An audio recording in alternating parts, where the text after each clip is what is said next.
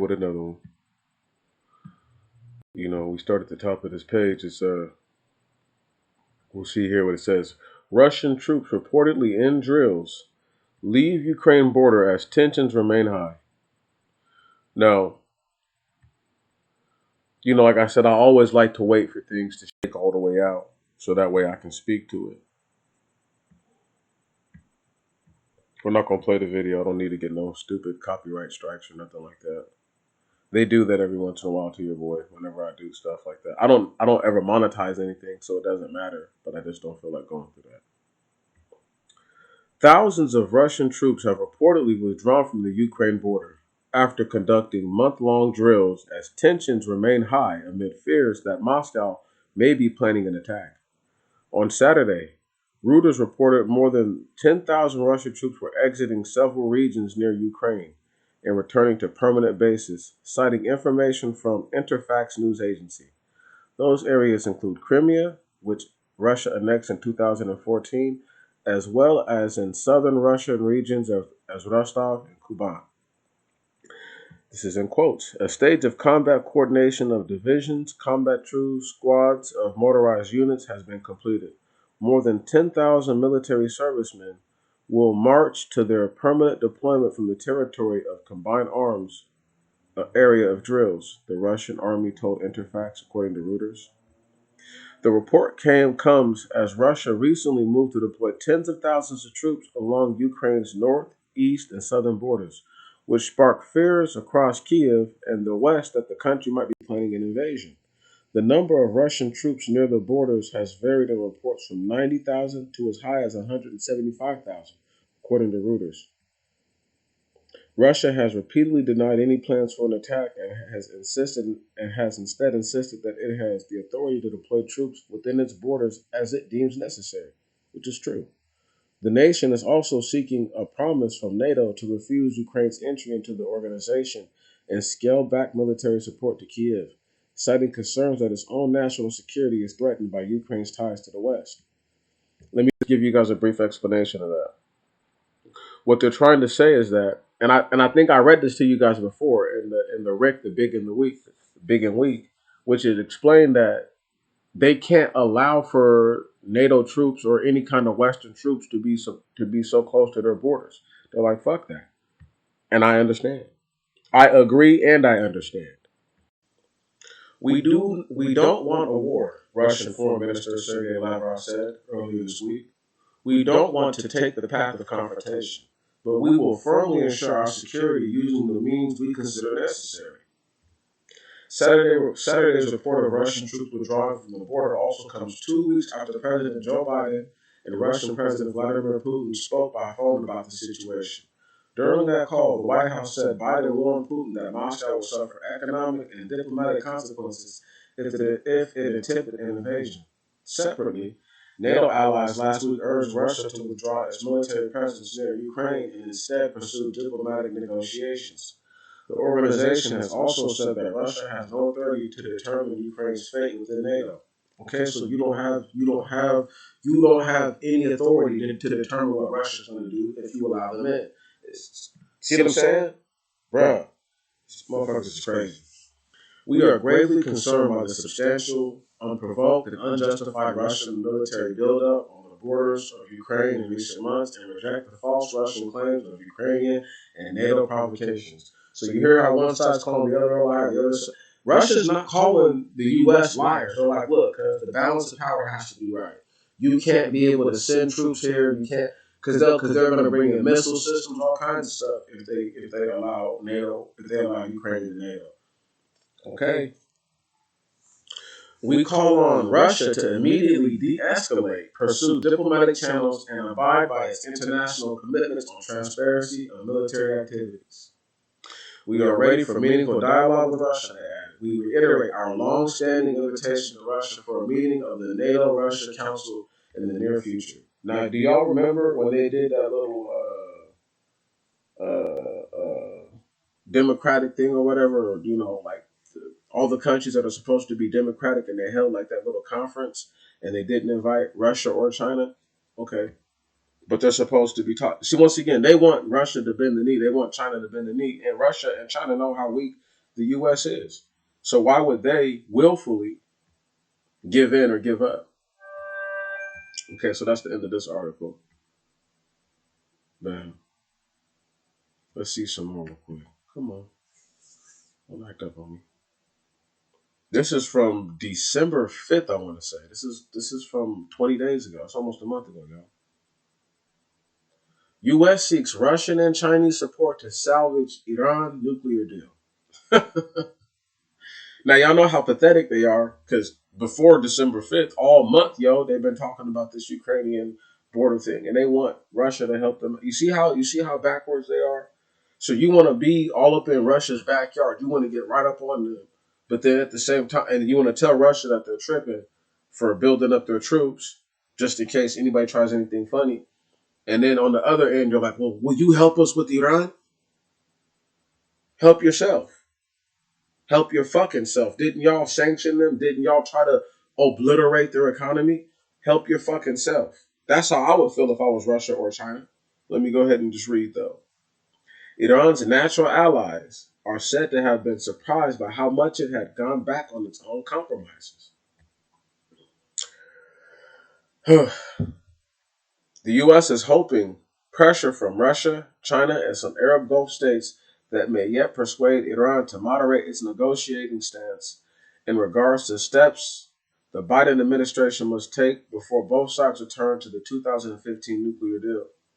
Talks in Vienna faltered badly last week when the new hardline Iranian administration increased its levels of uranium enrichment, tabled proposals that U.S. officials said at the weekend were not serious since they had gone back on all progress made in the previous rounds of talks.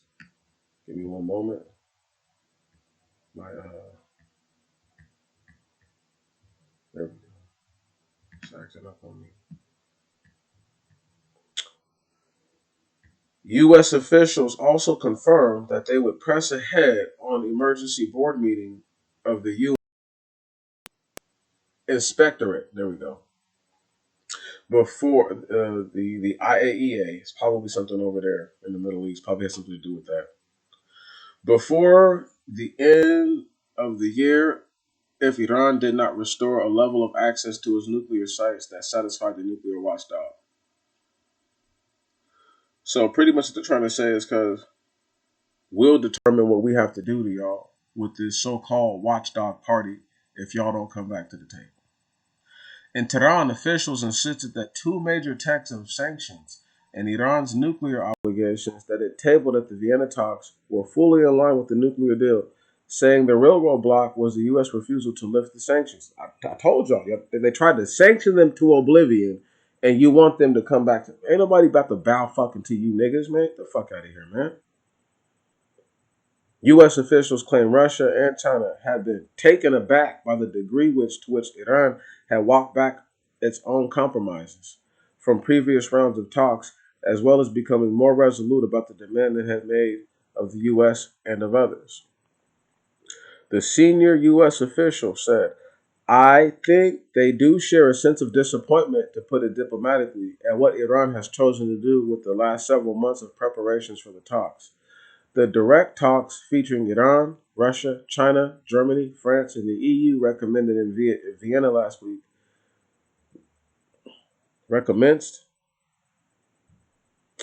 last week after a 5-month delay to give the newly elected Iranian administration, headed by Ibrahim Raisi, time to review its demands. The official claimed it was evident to Russia and China that Iran had not adopted the posture of a country that was seriously thinking a rapid return to mutual compliance with the deal. The approach of the Russians and Chinese is critical since the new hardline Iranian regime has insisted it can afford to walk away from talks with the West, effectively leaving its nuclear program unconstrained, and fund its domestic welfare agenda by trading with the East. The threatened emergency IAEA board meeting in the next fortnight would be at the early test of whether Iran is truly losing the protection of either Russia or China. So what they're trying to do is they're trying to sanction Russia and China so that way they don't do any business with Iran. You see what I'm saying? Once again, individuals way on one side of the earth, I broke this down to y'all before, on one side of the earth trying to tell somebody on the other side of the earth how the fuck to act. It's backwards, cuz. And that's why I can't wait till they invade this bitch. Claiming that Iran was beginning to isolate itself from its impatient natural allies, the U.S. official said, I think the world, which for a long time during the maximum pressure campaign applied by Donald Trump from 2018, was more sympathetic to Tehran's position. I think we're seeing very clearly that countries around the world are now more and more aware of the fact that Iran is taking a position which is inconsistent with their stated goal of return to the JCPOA, the 2015 nuclear deal, and their accelerated nuclear program is Exhibit A in that. Okay, stop right there. So one president hit this whole country with sanctions. This president hasn't lifted those sanctions. Okay, lift the sanctions, we'll come back to talks. It's that simple. You don't want to lift the sanctions, we're not doing shit. How hard is that, y'all? And this individual right here, so-called official, is a complete fucking moron. The officials did not directly answer whether he thought Chinese concerns about Iran's nuclear proliferation would extend to ending the import of Iranian oil, estimated 500,000 barrels a day, and one of the lifelines that has kept the Iranian economy afloat. Okay, so China's going to get the gas from who? Who are they going to get it from? Okay then, stupid. He also pointed to the way in which the Gulf states had issued a statement in the support of the restoration of the nuclear deal, a change in their previous posture. The UAE most senior national security official, Sheikh Tamim bin Zayed Al Nahyan, is due to visit Tehran on Monday. But the U.S. is also having to handle Israeli demands that the U.S. recognize that Iran is involved in nuclear blackmail. Israel's Prime Minister Naftali Bennett told his cabinet that he wanted the Vienna negotiations, which are due to recommence at some point this week, to be postponed until Iran has halted the uranium enrichment. Iran must pay a price for its violation, he said. An Israeli military attack on Iran nuclear sites would probably end any chances of an effective Russian or Chinese pressure on Iran to change its negotiation tactics. Okay, y'all hearing that? If you attack them, it's not going to work. Right. So Israel can be nuclear powered, but Iran can't. Okay. The U.S. officials pointed to something akin to soul-searching or interesting reflections in Israel by former senior officials about the decision to withdraw from the 2015 Iran nuclear deal. What it has meant is it has opened the door for an unconstrained, uncontrolled Iranian nuclear program, which obviously was not the case while the U.S. and Iran were both in compliance with the deal. So they're saying that the U.S. fucked up the deal. They fucked it. They fucked the pooch, and now they got to pay for it. An erosion of democratic norms, an escalating climate emergency, corrosive racial inequality, a crackdown on the right to vote, rampant pay equality. America is in the fight of its life. We're raising $1.2 million to fund some bullshit. We're not funding nothing. I'm not paying these niggas nothing. Fuck them. Anyway. Y'all don't know, man. I be on some. I'm on some. I'm not playing that. Let's just read a little something about the Taliban. No need. Taliban dissolves Afghanistan Election Commission. The Taliban has dissolved Afghanistan's election commission, a panel that supervised polls during the previous Western-backed administration. What? Western-backed administration, says a spokesman for the government. There is no need for these commissions to exist and operate, spokesman Bilal Karimi said on Saturday, referring to the Independent Election Commission and the Independent Electoral Complaints Commission. If we ever feel a need, the Islamic Emirate will revive these commissions. The Taliban swept to power in August as a Western-backed government imploded in the final stages of a chaotic military withdrawal by the United States. Established in 2006, the IEC was mandated to administer and supervise all types of elections, including presidential, according to the commission's website.